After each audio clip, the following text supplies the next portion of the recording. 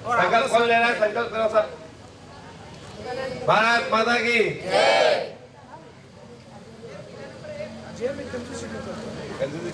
थोड़ा जोर से बोलो। भारत माता की वंदे वंदे भारत माता की। परम पूज्य भाई श्री संतोष सागर जी महाराज को आमंत्रित करता हूं कि आप हमारे इन छात्र छात्राओं को आशीर्वचन प्रदान करेंगे। सम्माननीय संतोष जी सागर महाराज।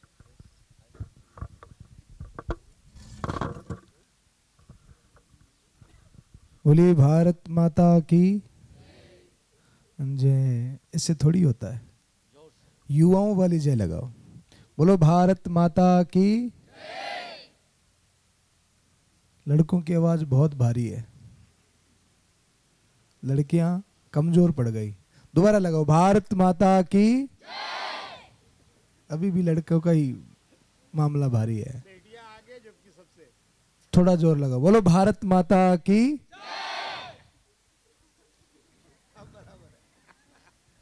चलो, तो आप सभी सावधान हो जाएं। I need your attention.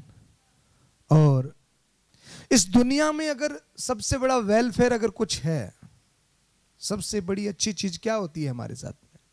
अगर कोई हमको पानी पिलावे तो उस पानी का असर हमारी बॉडी में कितनी देर रहता है? बोलो, पानी का असर बॉडी में कितनी देर रहता है?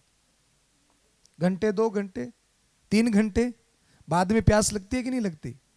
और भोजन का असर 1 दिन, 2 दिन? 6 घंटे भी खाना पड़ता है, सुबह खा के शाम को फिर है कितना? 5-6 दिन रहता है कि नहीं रहता?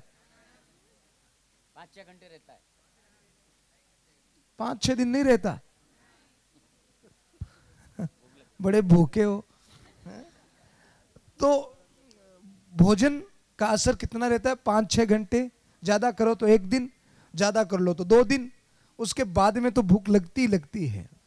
पर कोई अच्छी बात, कहीं से हमको कोई अच्छा विचार मिल जाए तो उसका असर हमारी बॉडी में कब तक रहता है? बोलो, कोई अच्छा विचार मिल जाए तो उसका असर कब तक रहेगा? जीवन भर रहता है। तो एक बात ऐसी जो हमारे जीवन में बहुत बड़ी क्रांति ला देती है। इस वार्ता को अब मैं आपसे पूछना चाहता हूं, क्या आप अपने जीवन में सफल होना चाहते हैं? कौन कौन होना चाहता है?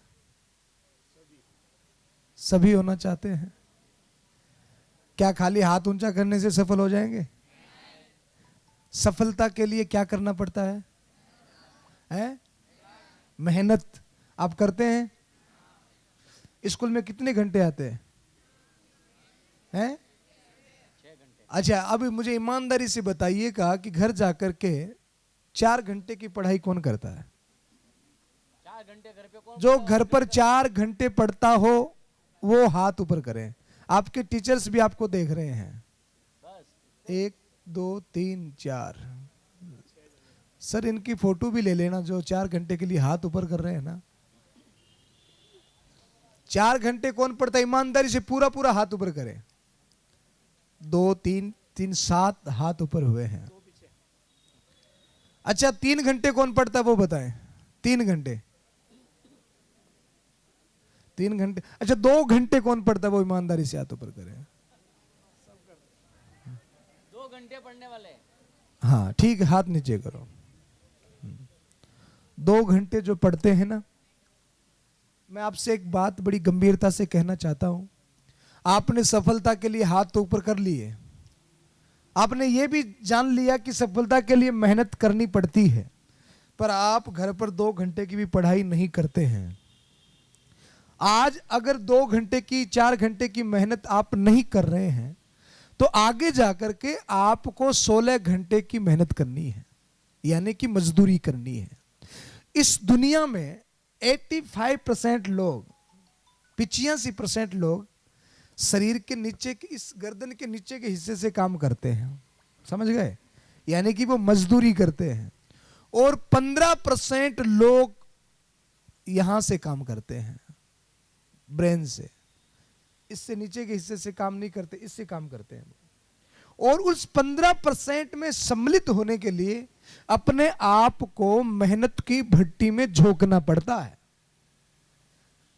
अपने आप को मेहनत की भट्टी में तपाना पड़ता है, तब जाकर के वो ताकत, वो पावर हमको प्राप्त होती है कि हम इतने बड़े स्टेज पर पहुंच जाते हैं कि हमारे एक सिग्नेचर से ही बड़े बड़े काम हो जाया करते हैं। तो आप में से ही कोई डॉक्टर बनना चाहता है, कोई इंजीनियर बनना चाहता है, कोई टीचर बनना चाहता है। टीचर कौन कौन बनना चाहता है? 2-3 हाथों पर। अच्छा, डॉक्टर कौन कौन बनना चाहता है? इंजीनियर कौन कौन बनना चाहता है? मेरे हाथ खड़े करो।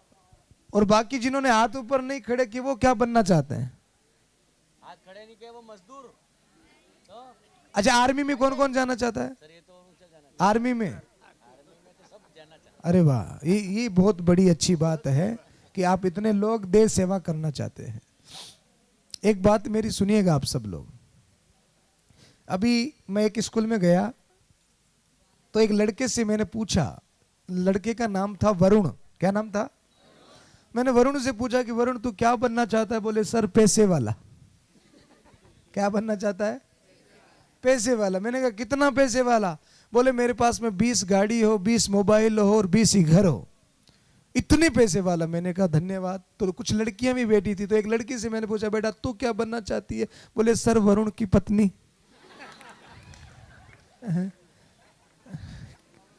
क्या बनना चाहती हूं? वरुण की पत्नी। वो इतना पैसे वाला होगा। तो आप जो पढ़ाई कर रहे हैं उस पढ़ाई का वास्तविक लक्ष्य क्या है? 2 चीजें मैं आपसे बता रहा हूं। जो सफल होना चाहते हैं वो इस बात को ध्यान से सुनना और ईमानदारी से जवाब भी देना। आप स्कूल क्यों आते हो? पढ़ाई में इंटरेस्ट है आपका? मुझे नहीं लगता आप सबको देख करके, क्योंकि मेरा अनुभव जो है ना वो इतना हाई हो चुका है कि मैं कोरे कागज पर आप सबकी फेस रीडिंग करके ये लिख सकता हूं कि कौन सफल होगा और कौन फेल होगा। आपके चेहरे की तस्वीर को देख करके, आपकी मैच्योरिटी और आपकी गंभीरता को देख करके मैं कागज पर लिख के दे सकता हूं कि आगे आपके जीवन में आपको कितनी सफलता प्राप्त होने वाली है। जो आज 4 घंटे की मेहनत घर पर करते हैं तो वो 16 घंटे की मेहनत से बच जाएंगे। आप सारे स्कूल में आते हैं, पढ़ते हैं, पर क्या आपका पढ़ाई में इंटरेस्ट है? सबका है? तो मेरे को एक जवाब और दीजिएगा। जितने बच्चे यहाँ पे 12th और 11th के बैठे हैं उन सारे बच्चों से मैं पूछता हूं, आप में से किसी के पास में पर्सनल मोबाइल है खुद का? खुद का मोबाइल किसके पास? हाथ खड़ा करो। वाह, सबके पास है सर, सबके पास है। बहुत बढ़िया।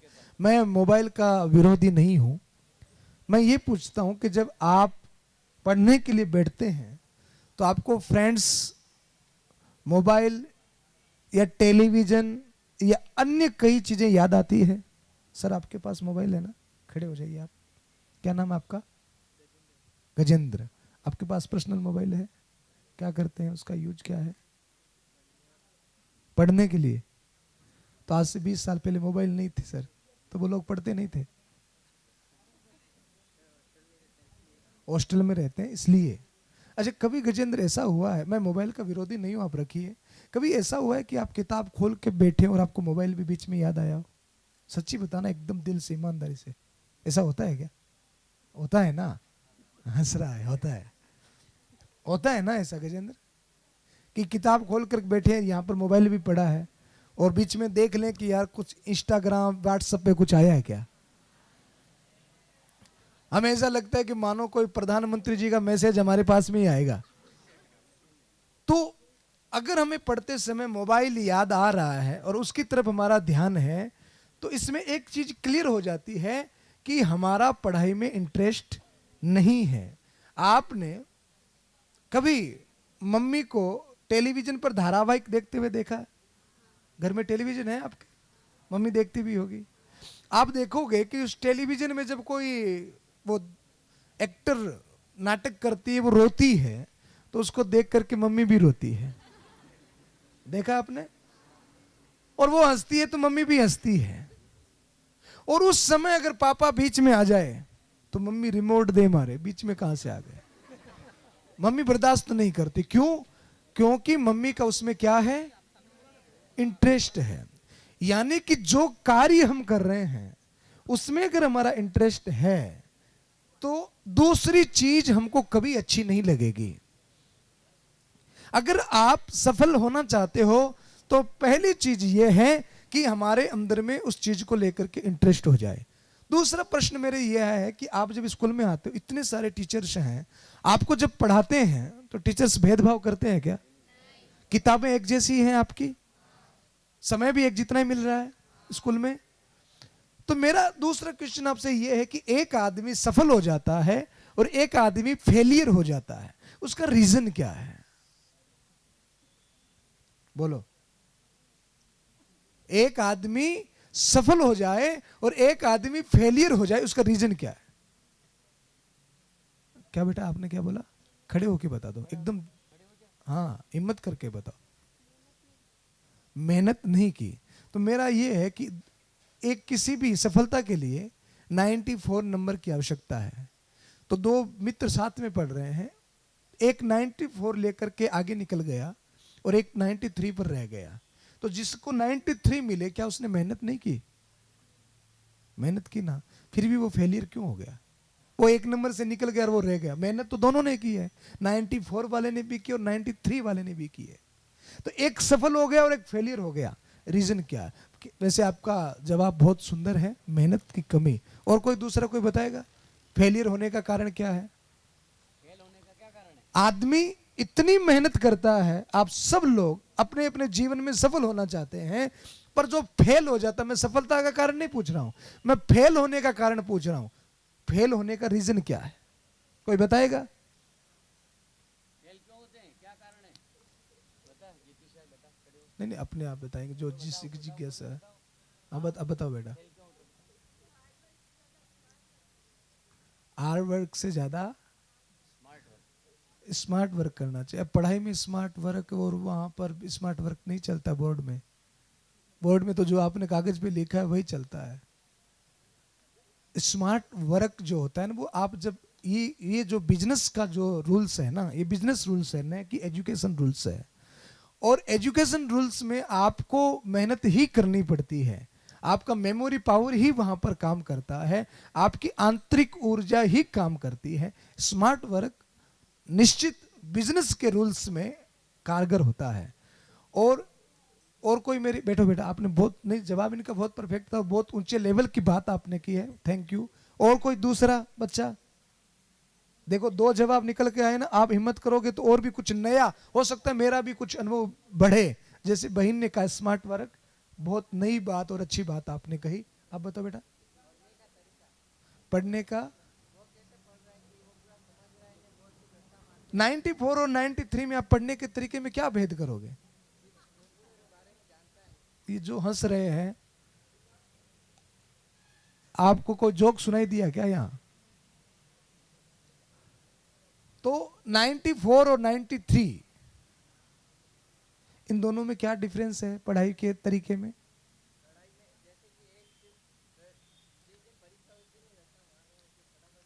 और एक ने अनुभव लिया है पढ़ाई का बहुत। क्या नाम बेटा आपका? बहुत। प्रियांशु ने भी बहुत बढ़िया, ताली बजाओ प्रियांशु के लिए। बैठो, धन्यवाद। और कोई हारने का रीजन, फेल होने का रीजन आपकी नजर में कुछ और है? चलो अब एक बात सुनिएगा।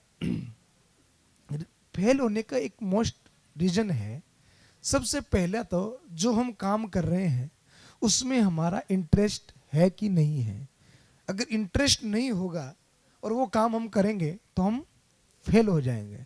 एक दूसरी चीज है, एक गीता में एक श्लोगन है, आप सब उसको ध्यान से सुनिएगा और साथ में बोलिएगा। संशय आत्मा विनश्यति ही, सब बोलिए। दोबारा बोलिए, संशय आत्मा विनश्यति ही। संशय मीन्स क्या? संशय मीन्स क्या? संशय किसे कहते हैं? संदेह है, अंग्रेजी में कहेंगे तो डाउट। यानी कि किसी भी व्यक्ति को अपने क्षमता और अपनी ऊर्जाओं को लेकर के, अपनी ताकत और अपनी पावर को लेकर के डाउट है। कई बार होता है ना कि मैं नहीं कर सकता, और एक होता है कि मैं कर सकता हूं। इन दोनों बातों में बहुत बड़ा अंतर है। एक मैं नहीं कर सकता और एक मैं कर सकता हूं। मैं नहीं कर सकता, यही डाउट है। यानी कि आदमी को भगवान ने इतनी पावर, उड़ाने वाले ने हवाई जहाज भी उड़ाया है ना, बनाने वाले ने मोबाइल भी बनाया है ना। हमें तो इसमें थोड़ा सा हैंग हो जाए तो भी हमें पता नहीं कि इसको ठीक कैसे करें। उड़ाने वाले ने हवाई जहाज भी उड़ा दिया है, तो वो हमारे जैसा ही ना। पावर्स कहाँ होती है? ब्रेन में होती है। मैं आप लोगों से पूछता हूं, ये जो जमीन है, क्या इसमें से तेल निकलता है? बोलो यस या नो। तेल निकलता है जमीन में से? क्या जमीन में से घी भी निकलता है? थोड़ा सा दिमाग पे जोर दे लो, डायरेक्टली इनडायरेक्टली कुछ भी। घी कहां से निकलता है? गाय के दूध से। दूध कैसे बनता है? गाय से कैसे बनता है? घास खाती है। घास कहां से आती है? जमीन से आई ना। तो उत्पादन कहां से हुआ घी का? जमीन से हुआ। जैसे दूध से घी निकला, वैसे गाय से दूध, घास से दूध बना।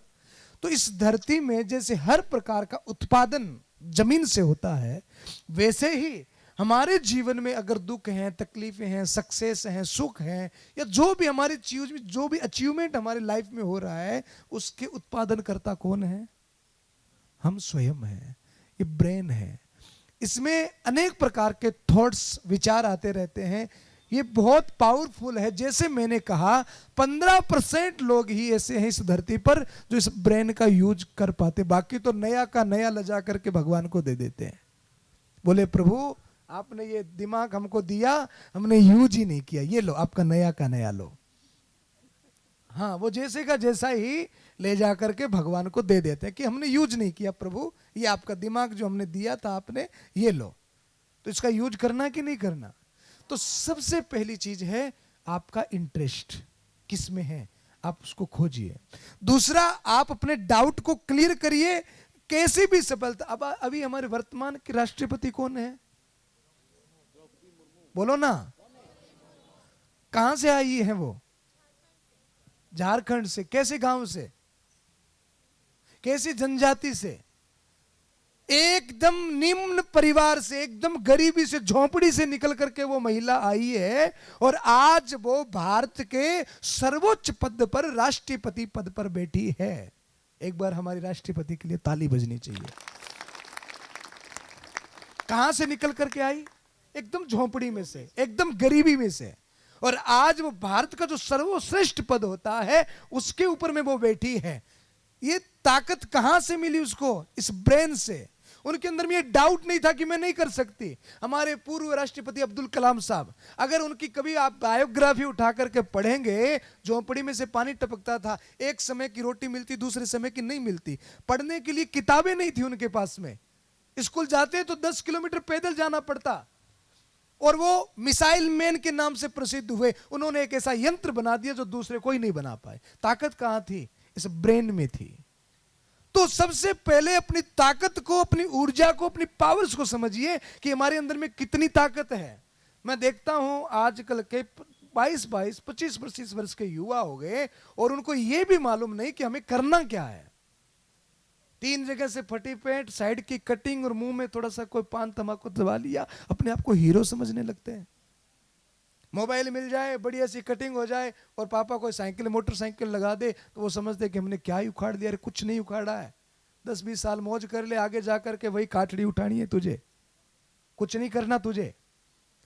स्वामी विवेकानंद की जब डेथ हुई, आप में से कोई बता सकता स्वामी विवेकानंद की आयु कितनी थी जब वो गए इस संसार से? है? नहीं बेटा, स्वामी विवेकानंद जब गए तो कितनी आयु थी उनकी? 39 ईयर्स, 39 वर्ष। आप कितने लंबे जी रहे हैं इससे कोई फर्क नहीं पड़ता, आप कैसे जी रहे हैं इससे आपकी लाइफ में बहुत फर्क पड़ता है। भगत सिंह जब फांसी पर चढ़े उनकी उम्र कितनी थी? बोलो ना। 23 साल उम्र थी उनकी, 23 इयर्स। और कभी भगत सिंह के फोटो को देखना, 23 साल का भगत सिंह, मूंछों पर ताव देता हुआ, गोल टोपी, और उसकी पर्सनैलिटी इतनी गजब की थी कि उसको देख करके ही आनंद आ जाए। और वो 23 साल की उम्र में भगत सिंह फांसी पर चढ़ गया। और यहां 23 साल के युवाओं के अंदर इतनी मेच्योरिटी नहीं है कि कोई कार्य हो तो हमको उसमें कैसे बैठना चाहिए, कैसे बोलना चाहिए, हमारा व्यवहार कैसा होना चाहिए, हमको इतना ही नॉलेज नहीं। तो हम अपने जीवन में क्या खाक करेंगे, आगे जाकर के करनी मजदूरी है। हम उन्हीं 85% लोगों में सम्मिलित होने वाले लोग हैं। भीड़ में चलने वाले लोगों की तादाद ज्यादा होती है, भीड़ से आगे चलने वालों की तादाद बहुत कम होती है। तो आप भीड़ में चलना चाहते हैं कि भीड़ से आगे चलना चाहते हैं? आप लीडरशिप करना चाहते हैं, नेतृत्व करना चाहते हैं, तो आपको अभी लुक्स पे ध्यान नहीं देना है, आपको अभी बुक्स पे ध्यान देना है। किस पे ध्यान देना है? और हम ध्यान किस पे दे रहे हैं? हाँ, आजकल वो कटिंग लड़कियों की लगभग देख ही रहा हूं, जैसे नाई करता करता बीच में सो गया हो, है। और ये जो लुक्स है ना, ये आपको ज्यादा दिन सुख नहीं देगा, ये लुक्स बिगड़ जाएगा जब जिम्मेदारियां बढ़ेगी ना। और अभी तो बाप के होटल में खाते हैं ना तो पता नहीं पड़ता है, पर जब हमको हमारे ऊपर जिम्मेदारियां बढ़ेगी ना तो लुक्स बिगड़ जाता है। हमारे बीकानेर में एक कलेक्टर आई थी, नाम था आरती डोगरे। जाना आपने कभी देखा उनको? आपने कभी सुना उनको? आज कभी जिसके पास मोबाइल है ना, वो एक बार आरती डोगरे को सर्च कर लेना। हाँ, उनकी हाइट 3 फीट की है, इतनी सी, शायद इस टेबल से थोड़ा सा ऊपर वो आएगी, खड़ी रहेंगी तो इतनी सी हाइट है। और लुक्स नाम की उनके पास में चीज नहीं है, पर वो जहां खड़ी होती है ना, वो अमिताभ की फिल्म का एक डायलॉग है ना कि हम जहां खड़े होते हैं लाइन वहीं से शुरू होती है।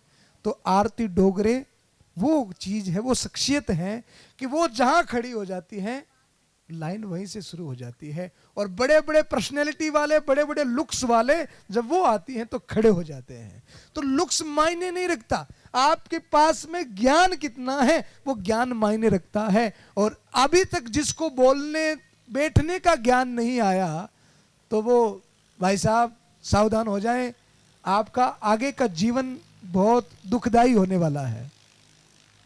जिसको अभी तक इस उम्र में 20 साल की उम्र में बोलने चलने का ज्ञान नहीं है, इतना मैनर्स उनके अंदर में नहीं आया, तो आगे जाकर के उनकी लाइफ बहुत कष्टदायी होने वाली है। सावधान। तो सबसे पहली चीज क्या है? इंटरेस्ट। क्या है? इंटरेस्ट। दूसरी चीज क्या है? हमारा डाउट क्लियर हो कि मैं नहीं कर सकता। ये चीज आप में से किसी के अंदर में नहीं होनी चाहिए। अगर आप सफल होना चाहते हो किसी भी क्षेत्र में, तो दूसरी लाइन आपको हमेशा दोहरानी है कि ये मैं कर सकता हूं। क्या कहना है? मैं कर सकता हूं, नहीं कर सकता हूं, ये बात नहीं होनी चाहिए। और तीसरी बात है टैलेंट। क्या है? एक गांव में, ध्यान से सुने, कहानी सुना रहा हूं। एक हाथी, एक घोड़ा, एक बंदर और एक मछली, ये चारों बेस्ट फ्रेंड थे। इनके अंदर में बड़ी मित्रता थी।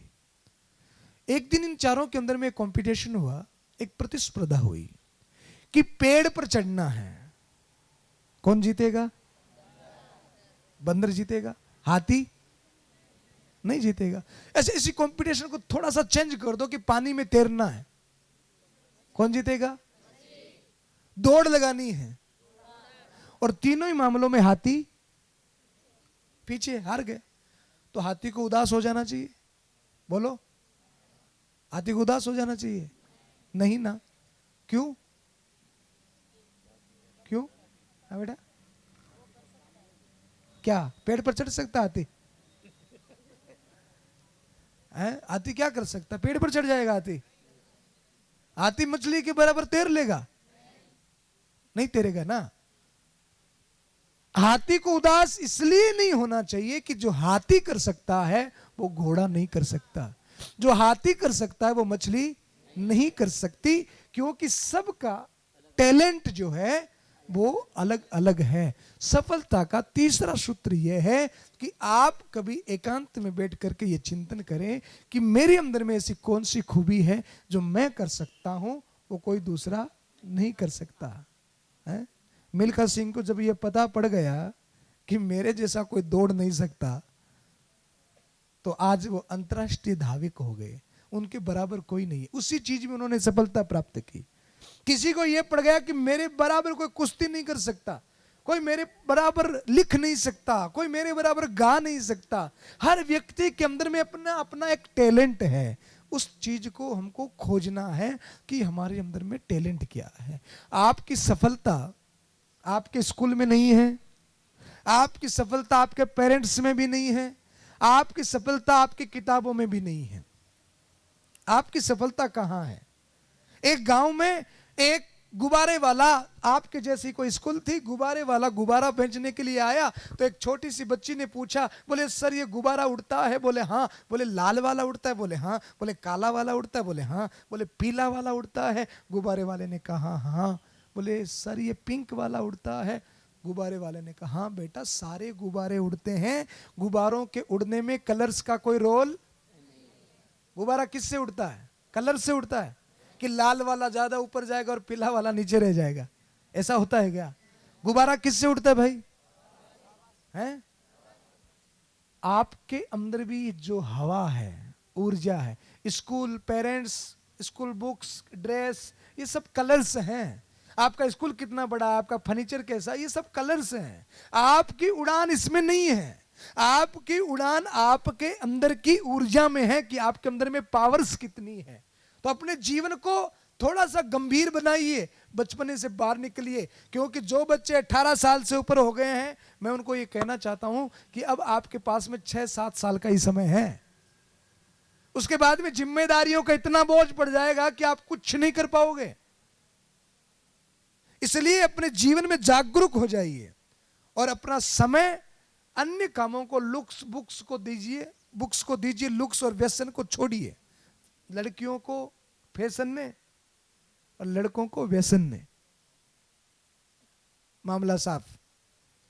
तो लड़के व्यसन से बाहर आए, लड़कियां फैशन से बाहर आए। और ध्यान किस पे देना है? बुक्स पे देना है।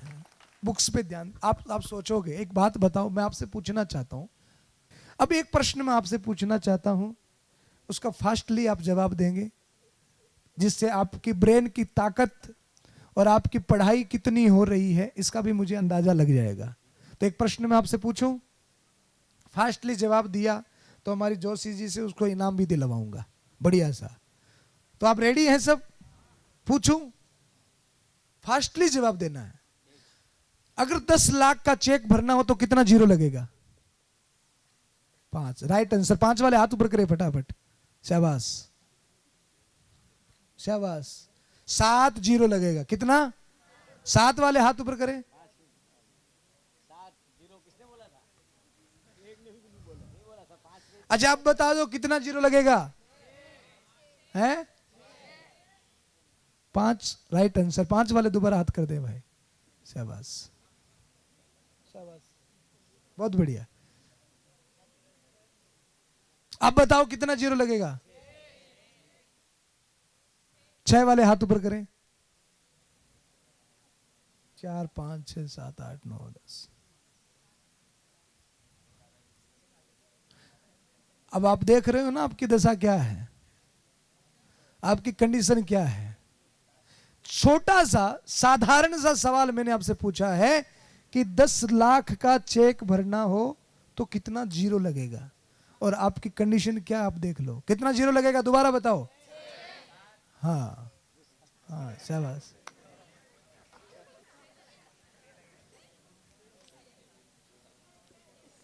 ऐसे एम्प्लॉयज हो जाए ना किसी कंपनी में तो कंपनी का भट्टा बैठा दे, चेक गलत भर भर के। कितना जीरो लगेगा? 6 वाले हाथ ऊपर करें। चलो ठीक है। अच्छा, 1 जीरो हटा दें तो चेक की वैल्यू रहेगी? हैं? बोलो ना।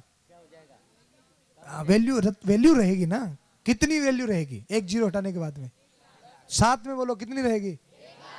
एक और हटाओ, एक और हटाओ, एक और हटाओ, एक और हटाओ, एक और हटाओ। अब वैल्यू है चेक की? है ना? कितनी? 1 की वैल्यू है। अच्छा, जीरो को एज इट इज रखो और 1 को हटा दो, कोई वैल्यू नहीं है ना। तो मैं आप लोगों से पूछना चाहता हूं कि आपके लाइफ में वो 1 क्या है जिससे आपकी वैल्यू है?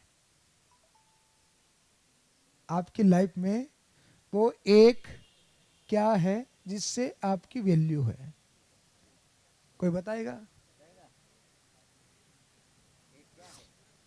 चलो छोड़ो इस बात को। सर जिस कुर्सी पर बैठे हैं, इस कुर्सी की कितनी टांगे हैं? 1 टांग निकाल दूं तो कुर्सी का क्या होगा?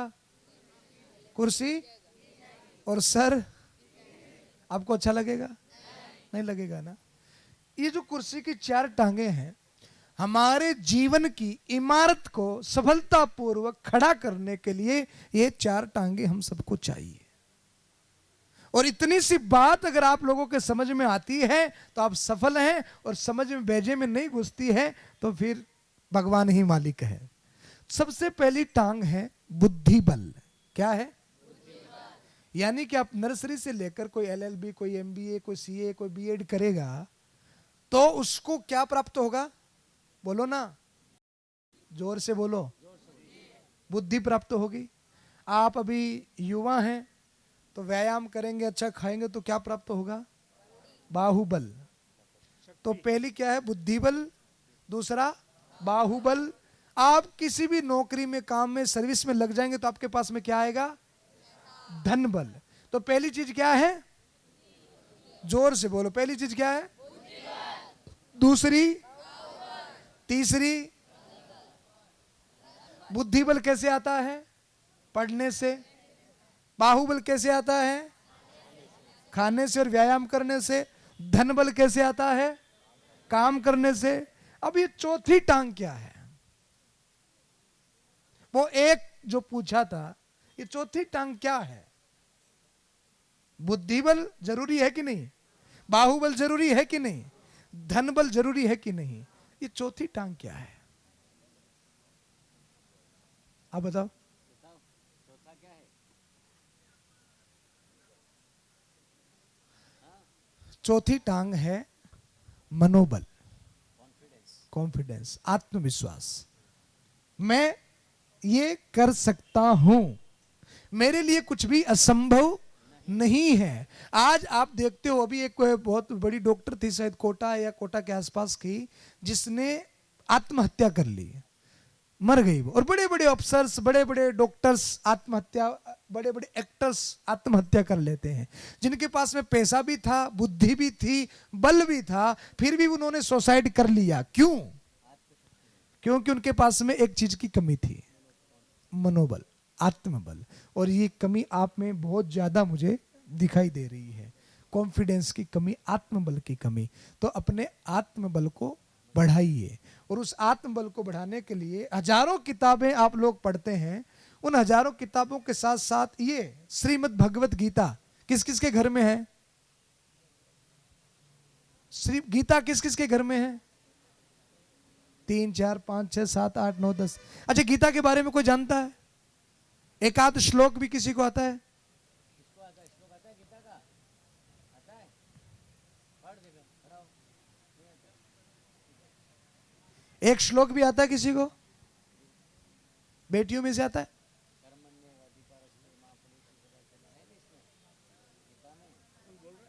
चलो छोड़ो।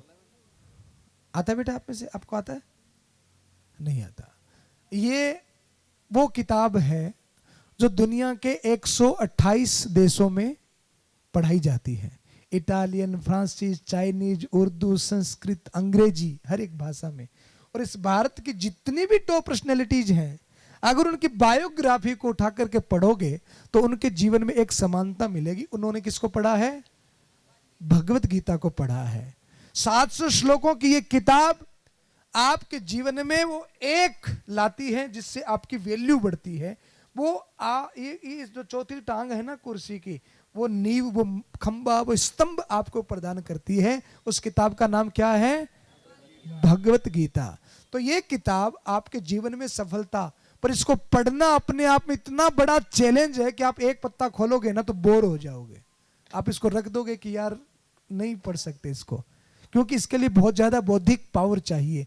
पर अगर इसको पढ़ने में समझ में आ गया तो इससे ज्यादा इंटरेस्टिंग हमारे लिए कुछ है ही नहीं, और इससे ज्यादा ज्ञान हमको कोई नहीं दे सकता, आत्मज्ञान कोई नहीं दे सकता। तो ये किताब जो है आप अपने हजारों किताबों में सम्मिलित करें। जो समय आप टीवी, फैशन और मोबाइल को देते हैं, वो समय 15-20 मिनट किसको देना है? भगवत गीता। अगर आज ये किताब मैं आपको गिफ्ट करूं तो आप लेंगे? क्या करेंगे? मुझे नहीं लगता, सच्ची पहली बार ऐसा लग रहा है मुझे, फर्स्ट बार ऐसा लग रहा है। मैं हरे पेड़ के नीचे बैठा हूं, इतनी स्कूलों में, इतनी जगह पर मैं जाकर के आया हूं, पर मुझे नहीं लगता कि आप इसको पढ़ेंगे। पढ़ेंगे? पक्का?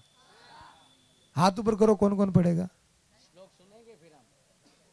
कौन कौन पढ़ेगा? सब? अरे बाप रे, ये इधर तू, इधर, हाँ इधर बेटा, आ जाए, हाँ ये हाँ इधर।